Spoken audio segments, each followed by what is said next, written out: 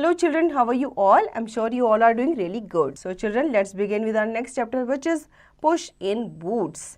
Once upon a time, a father lived with his 3 sons. When the father died, he left a special gift for each son. He left his farm to the eldest son. He left his donkey to the middle son. And he left his cat Puss to the youngest son. The youngest son said, Puss, my brothers can earn money with their gifts. How can we earn some money? Puss said, Master, give me some boots and a bag. So the boy gave Puss some boots and a bag. Puss put on the boots. Then he went out and caught a rabbit in his bag. Puss took the rabbit to the king. Here is a gift from my master, said Puss. बच्चों एक बार की बात है, एक father था, उसके कितने सन थे? 3 सन्स थे, ठीक है। और जब फादर की मृत्यु हुई तो उन्होंने क्या किया, उन्होंने अपने तीनों बच्चों को एक स्पेशल गिफ्ट दिया। उन्होंने फार्म जो था अपने बड़े बेटे को गिफ्ट दिया, ठीक है। उन्होंने अपना डोंकी जो था वो मिडिल बेटे को गिफ्ट किया और उनके पास एक कैट थी जिसका नाम था पुश, वो उन्होंने अपने यंगेस्ट सबसे छोटे बेटे को उन्होंने वो गिफ्ट किया, ठीक है। जो यंगेस्ट सन था उसने पुश से पूछा, उससे कहा कि माय ब्रदर्स तो अर्न कर सकते हैं, ठीक है, उनके पास उनके अच्छे अच्छे गिफ्ट है, लेकिन तुम मुझे कैसे अर्न करके दोगे, मतलब तुम कैसे मुझे कमाई करके दोगे। तो पुश उससे कहती है कि मास्टर मुझे तुम क्या करो, कुछ बूट्स दे दो और एक बैग दे दो। तो उसका मास्टर वैसे ही करता है, उसको एक बैग दे देता है और उसको बूट्स दे देता है। बूट्स वो पहनती है और वो बैग लेके वहाँ से चली जाती है। फिर जो पुश होती है वो रैबिट को पकड़ के लाती है और उसे अपने बैग में भर लेती है। उस रैबिट को वो लेके जाती है किंग के पास और उस राजा से कहती है कि देखो ये मेरी तरफ से, मेरे मास्टर की तरफ से आपके लिए गिफ्ट है। Who is your master? said the king. The Marquis of Carabas is my master, said the push. Not long after, the push went out with the bag again. This time he caught 2 partridges. Push took the partridges to the king. These 2 partridges are a gift from my master, the Marquis of Carabas, said Push. ठीक है, अब वो उस rabbit को लेके जब king के पास जाती है और कहती है कि ये मेरी मास्टर की तरफ से आपको गिफ्ट है, तो उसका राजा पूछता है कि भाई तुम्हारा मास्टर कौन है, तो उसको उसका नाम बताती है कि मेरा मास्टर जो है वो मार्किस ऑफ कारबस है, ठीक है, और उन्होंने आपके लिए गिफ्ट भेजा है। तो वो किंग जो है वो उस रैबिट को, उस गिफ्ट को एक्सेप्ट कर लेता है। फिर वो अपना बैग लेके दोबारा बाहर जाती है और वो 2 पैट्रिजेस को पकड़ती है और दोबारा से उसी राजा के पास जाती है और कहती है ये भी गिफ्ट है मेरे मास्टर की तरफ से आपके लिए। फिर क्या होता है, thank you Push in Boots, said the king, I love to eat पैट्रिजेस।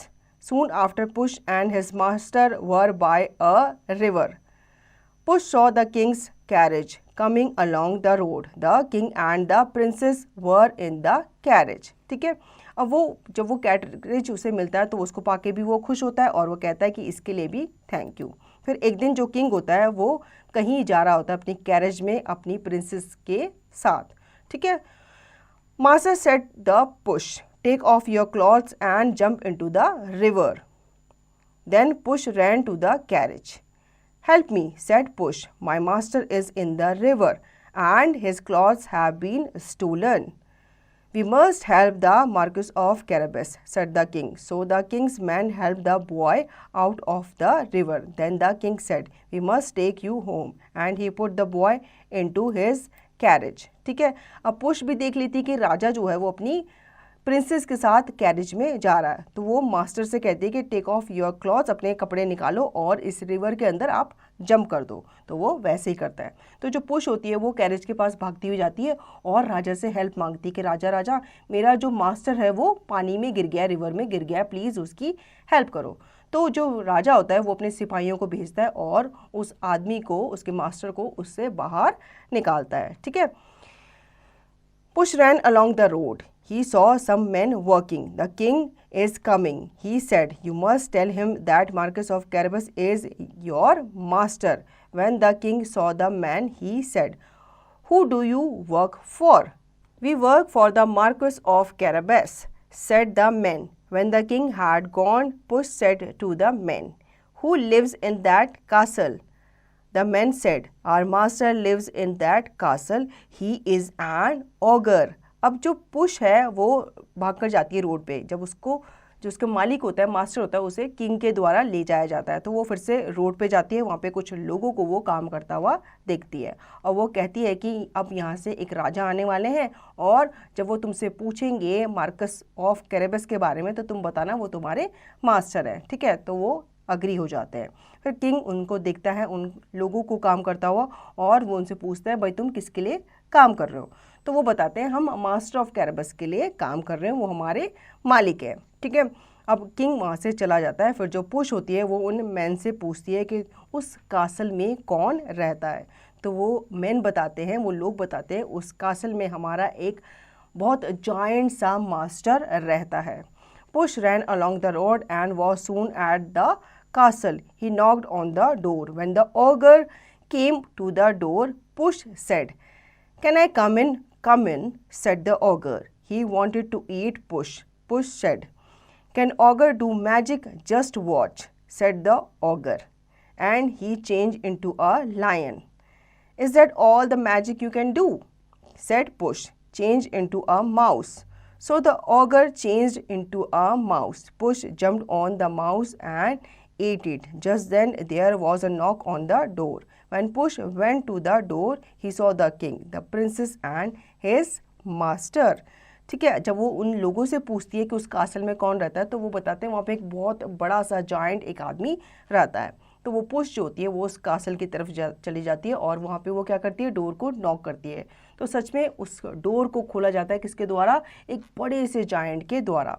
तो वो जो जायंट होता है वो उसे अंदर आने देता है और उसे पता चल जाता है कि अब मेरे पास क्या आ गया है, खाना आ गया और मैं इस पुश को खा जाऊंगा।